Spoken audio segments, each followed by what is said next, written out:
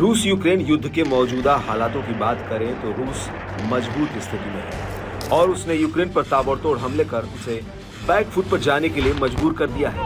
2 सालों से अधिक समय से लड़ते हुए यूक्रेन के हथियार लगभग खत्म हो गए हैं और उसे मददगारों से मदद भी नहीं मिल रही है।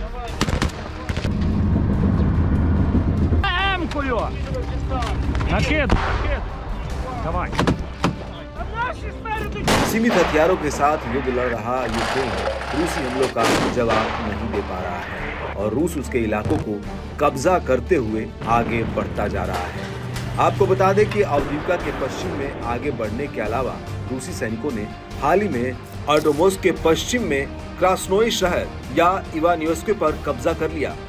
इसके अलावा रूसी सैनिक चासोव यार और क्रामाटोर्स्क दोनों को निशाना बना रहे हैं।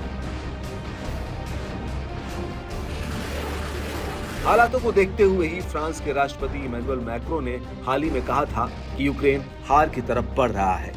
अब एक रिटायर्ड फ्रांसीसी जनरल और रिव्यू डिफेंस नेशनल के प्रधान संपादक जेरोम पेलिस्ट्रांडी ने एक इंटरव्यू में कहा कि अवदीव्का के बाद अब रूसी सेना चासोव यार और खार्किव की तरफ पहुंच रही है। पेलिस्ट्रांडी ने कहा कि रूस ने यूक्रेन के सामने ऐसी स्थिति पैदा कर दी है कि वो अपने लोगों को बचाने और अपने इलाकों को रूसी कब्जे से बचाने के बीच दुविधा की स्थिति में फंस गया है।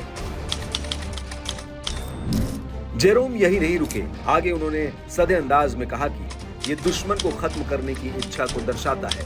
रूस अच्छी तरह से जानता है कि यूक्रेन के पास हथियारों की कमी है और इन क्षेत्रों पर लगातार गोलाबारी करके रूसी राष्ट्रपति व्लादिमीर पुतिन यूक्रेन को फिर से अपनी सुरक्षा मजबूत करने से रोक रहे हैं।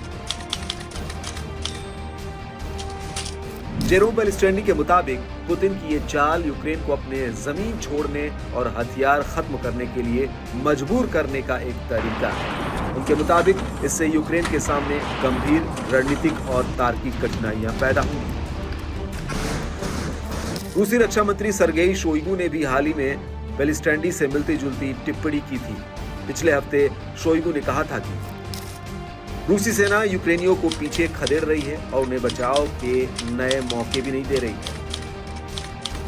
हालांकि यूक्रेन की अभी जो हालत है युद्ध के शुरुआत में वो ऐसी स्थिति में बिल्कुल भी नहीं था, क्योंकि उस समय तक उसके पास पर्याप्त मात्रा में पश्चिमी सहयोगियों से मिले हथियार थे।